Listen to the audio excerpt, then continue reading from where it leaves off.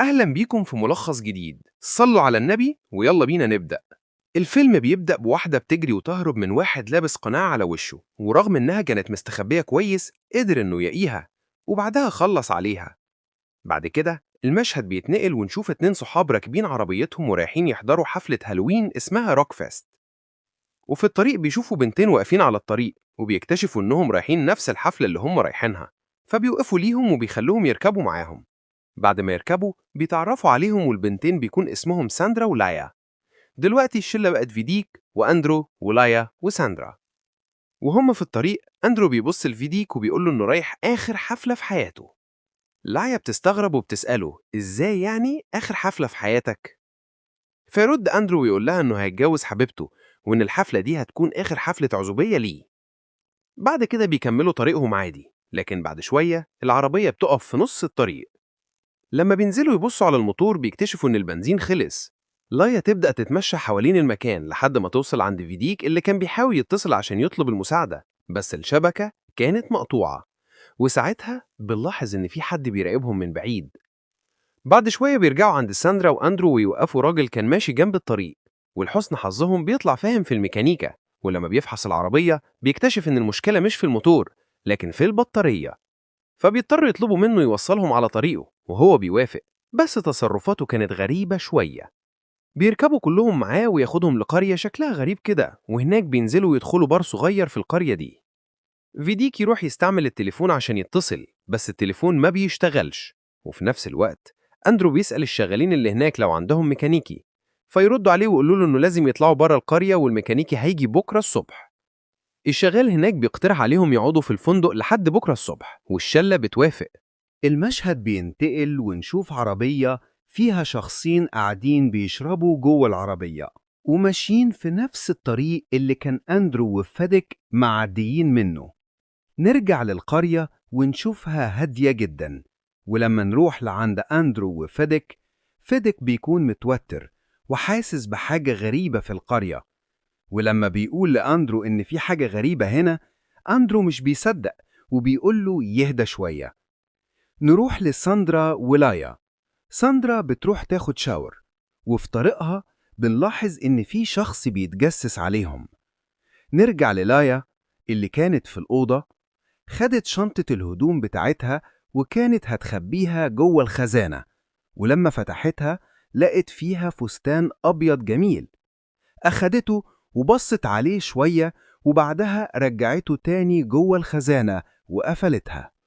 المشهد ينتقل ونشوف فيديك وهو بيتسلل في القرية وبيمشي ناحية عربية بيضة كانت عدت عليهم لما عربيتهم عطلت، وبيبدأ يتفقدها ويتصدم لما يشوف كيس جواه حاجة بتتحرك.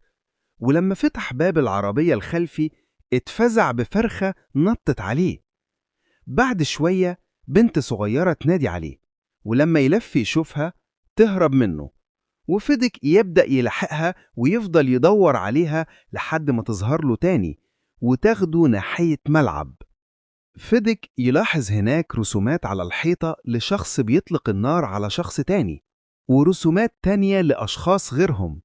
بعدها يكمل يلاحق البنت لحد ما يدخل بيت ويشوف هناك فيلم بينعرض. بعدها يطلع من المكان ويحاول يلاقي شبكة في تليفونه بس مفيش. يكمل يدور لحد ما يدخل أوضة فيها شاشة صغيرة شغالة وفي حد قاعد قدامها بيتفرج. فيديك يفضل يخبط على الإزاز، ولما الشخص يلف ناحيته فيديك يتصدم لما يشوف إن الراجل ده أعمى، عينيه ملفوفة بشاش والدم مغرق وشه. فيديك يلف بسرعة ويرجع يجري ناحية صحابه، ولما يوصل يكون الليل دخل خلاص. يدخل البار ويجري على أندرو وساندرا يحاول ينبههم إن في حاجة غريبة بتحصل في القرية دي، بس هم بيقطعوه وبيقولوا له يهدى ويستمتع شوية. أما لايا فكانت نايمة في أوضتها، وبعدها قامت وخرجت عشان تاخد حمام. نرجع للشخصين اللي كانوا راكبين عربيتهم ونشوف إنهم لسه ماشيين في الطريق، بس بعد شوية نور قوي بيضرب في وشهم وكانوا هيعملوا حادثة، لكن السيء بسرعة اتحكم في العربية ووقفها جوه القرية اللي فيها الشلة بتاعتنا. بعد شوية يدخلوا البار اللي الشلة قاعدة فيه ويسألوا بنفس الأسئلة عن الميكانيكي والتليفون، والغريب إنهم برضو مش موجودين. وهنا بنتعرف عليهم وبيطلع إن الشخص ده هو اللي هيغني في الحفلة اللي كانوا رايحينها، والتاني المانجر بتاعته. نسيبهم شوية ونروح للايا اللي كانت بتستحمى، وبنلاحظ إن في شخص غريب بيتجسس عليها.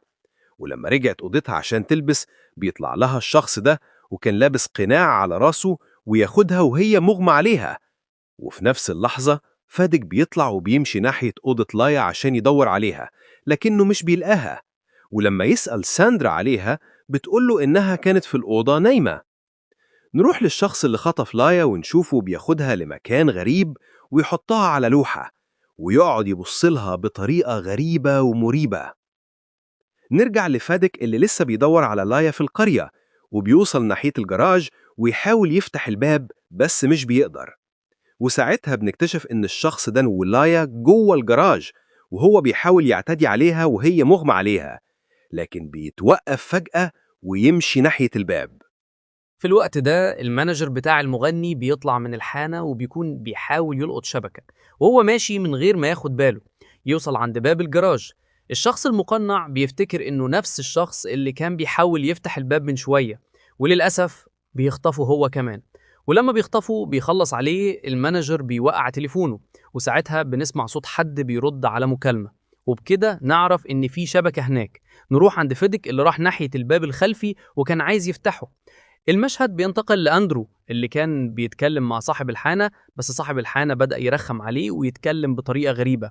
ولما أندرو حاول يسيبه ويمشي، صاحب الحانة مسك حاجة وضربه على دماغه وخلاه يفقد الوعي. نرجع لفيديك ونشوفه وهو داخل الجراج بعد ما قدر يدخل ويتسلل من الباب الخلفي، وبيتصدم لما يشوف لايا مغمى عليها والشخص المقنع واقف جنبها وبيعمل حركات غريبة، نفس الحركات اللي كان بيعملها الراجل اللي وصلهم للقرية. فيديك يبص حواليه ويلمح إزازات فيها أعضاء بشرية.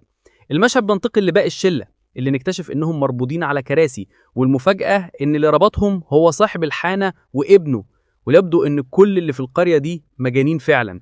المهم يا عزيز مشاهد، لو وصلت للجزء ده من الفيديو أتمنى تدوس لايك واشتراك عشان تكمل معانا. نرجع للثلاثة اللي مربوطين.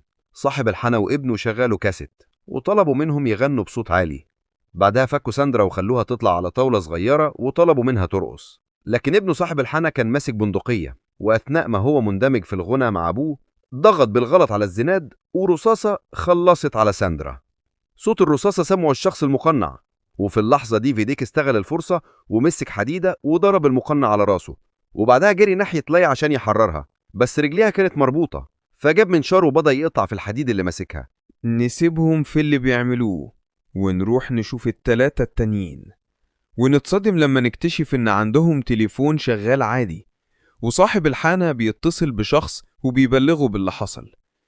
في نفس الوقت فيدريك كان قدر يفك لايا وساعدها تقوم بسرعة قبل ما الشخص المقنع يفوق، وجريوا هما الاتنين ناحية عربية مغني الروك والمانجر بتاعته.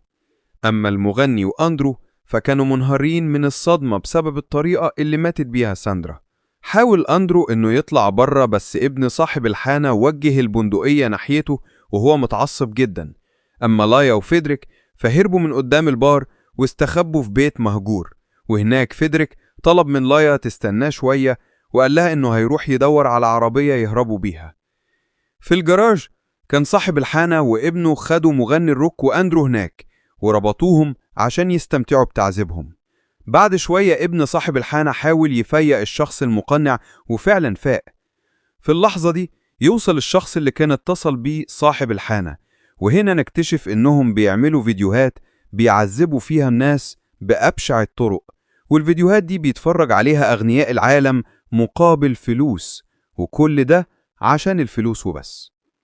المهم يا عزيزي المشاهد، الشخص ده أمر ابن صاحب الحانة إنه يروح يدور على لايا وفيدريك، وفيدريك كان وقتها بيدور على مفاتيح العربية اللي وصلهم بيها الراجل، وبالصدفة دخل أوضة وهناك شاف بنت نايمة وعليها جهاز تنفس وجنبها تليفون.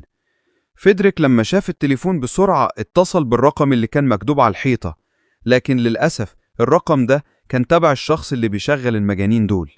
والراجل على طول طلب منه يوصف المكان اللي هو فيه، وفيدريك المسكين قال له، والراجل ما صدقش نفسه وبعت الشخص المقنع يجيبهم، وفضل يلهيب في الكلام لحد ما فيدريك سمع صوت حد داخل الأوضة. وكان اللي داخل هو الشخص الأعمى اللي شفناه قبل كده، ماسك بندقية في إيده. فيدريك على آخر نفس قدر يهرب منه، والراجل الأعمى راح يطمن على مراته، وبعدها خرج وراه بالبندقية. في الوقت ده شوية من أهل القرية مسكوا لايا وكانوا هيخلصوا عليها، بس فريدريك لحقها في آخر لحظة وقدر ينقذها. بعدها الشخص الأعمى طلع وبدأ يضرب نار، بس الحمد لله فريدريك ولايا استغلوا الموقف وهربوا بسرعة ناحية الغابة. نرجع لأندرو اللي كان مربوط، ومغني الروك كان متعلق على خشبة، وصاحب المكان كان بيتكلم معاه عن المكان ده وإزاي جات له فكرة إنه يعمله. في الوقت ده كان الصبح طلع، ولايا وفريدريك لسه بيهربوا من القرية والمجانين اللي فيها، بس لايا ما قدرتش تكمل لأنها كانت مجروحة في رجلها وتعبانة، فوقفوا يرتاحوا شوية. ساعتها فريدريك اعترف للايا إنه أعجب بيها من أول نظرة، بس قبل ما يكمل كلامه الشخص المقنع هجم عليه وخلص عليه بطريقة بشعة جدا. بعدها المقنع لف وشه ناحية لايا بس ما لقاهاش، فبدأ يدور عليها، ولايا قدرت تستخبى بين الشجر وتضيع عليه، بس من كتر التعب أغمى عليها، وحلمت إنها لابسة فستان عرس وجنبها جوزها، لكن لما بصت في وشه اتخضت وافتكرت كل حاجة وصحيت مفزوعة وكملت هروبها. وهي بتهرب اتفاجئت بصياد في طريقها، فطلبت منه المساعدة.